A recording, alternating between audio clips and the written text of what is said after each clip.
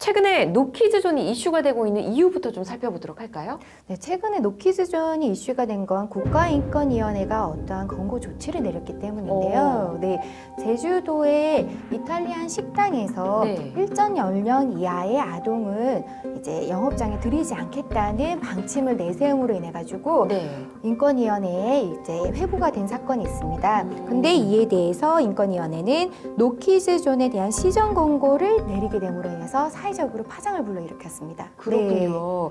뭐 저도 언론을 통해서 보기도 했고, 저도 이 식당에 다녀보면 노키즈존이라고 써 있는 식당을 보기도 했었거든요. 네. 근데 이런 식당들이 꽤 많더라고요, 생각보다. 요즘 많이 급증하고 있고요. 예. 식당뿐만 아니라 뭐 숙박업소인 펜션 같은 경우에서도 아동을 동반한 이제 손님은 받지 않겠다 이런 방침을 내세우고 있어서 점점 문제가 되고 있는 것 같습니다. 뭐 어떻게 보면 뭐 한편으로 다른 손님들한테 방해가 될 수도 있으니까 이해가 되기도 한데 특별히 어떤 이유가 있을까요? 뭐 아직 자세한 통계나 조사 자료는 존재하지 않는데요. 아무래도 저희가 언론이나 이렇게 보고 듣는 내용들에 의하면은 네. 다른 손님들의 식사나 휴식을 아동들이 방해를 할 수 있기 때문에 그런 이유가 있는 것 같고요. 또 한편으로는 가게 운영상 직원들은 일정한 수가 정해져 있는데 안전관리 문제가 생길 수 있어서 네. 이런 부분에 있어서 직원을 또 별도로 파견을 하거나 하는 문제는 또 식당 업주에게 있어서는 부담이 될 수 있잖아요. 그렇기 때문에 노키즈존을 선언한다라는 이유가 좀 드러난 표면적인 이유인 것 같습니다. 그렇군요. 뭐 온전한 휴식을 위해서 노키즈존으로 운영되는 곳도 있다고 합니다. 뭐 휴대폰 충전기도 주지 않고 와이파이도 안 되고 뭐 이런 장소도 있다고 하긴 하던데 네. 어쨌든 이렇게 우리 사회에서 노키즈존 선언하는 것들이 점점 늘어나고 있는데 네. 국가인권위원회에서 이걸 좀 제동한 것 같은 느낌이 들거든요. 네, 맞습니다. 인권위원회는 아동 및 동반 보호자를 완전 전면적으로 배제하는 것은 예. 일부의 사례를 객관적으로 합리적 없이 이유 없이 일반화한 것이기 때문에 문제가 되고 있다고 지적을 했던 거고요. 예.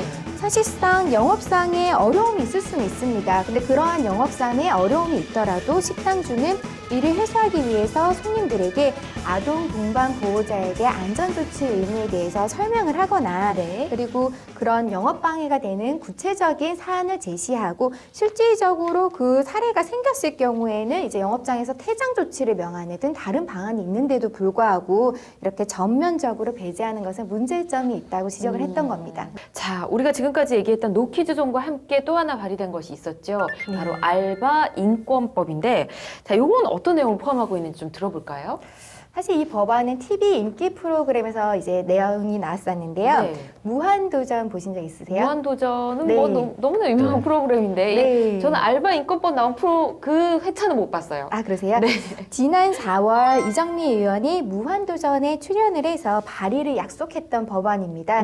그리고 실질적으로 이제 이번에 발의가 이루어졌습니다. 그렇군요. 네.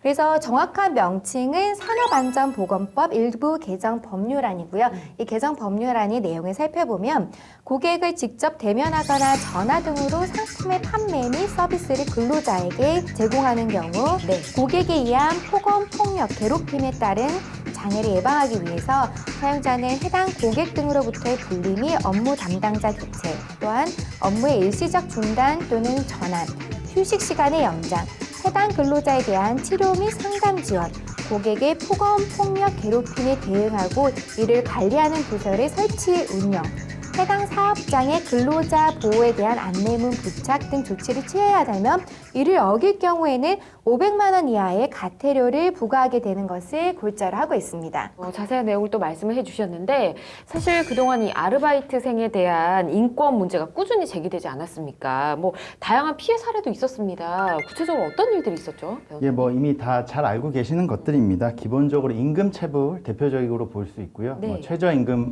제대로 지급하지 않는 것도 역시 대표적인 것입니다. 또한 아마 이 법안 제출된 경위와 관련하여서도 그 이제 알바생이란 이유만으로 그 이제 업주나 아니면 이제 손님에게 폭언 뭐 이런 것들 폭언 폭행까지 당하는 경우들 자주 있었고요. 예. 그다음에 이제 연장 근무를 많이 하게 되는데 그 부분에 대해서 사실 이제 연장 근로수당이나 이런 부분에 좀 개념이 좀 상대적으로 희박해서 잘 지급되지 않는 경우 이런 것들이 많이 있었던 것 같습니다. 네. 또한 실제로는 요즘 뭐 CCTV로 알바생 좀 감시하는 거 아니냐라는 취지의 제보나 뭐 목격담 같은 것도 좀 많이 전해지고 있는 것으로 보입니다.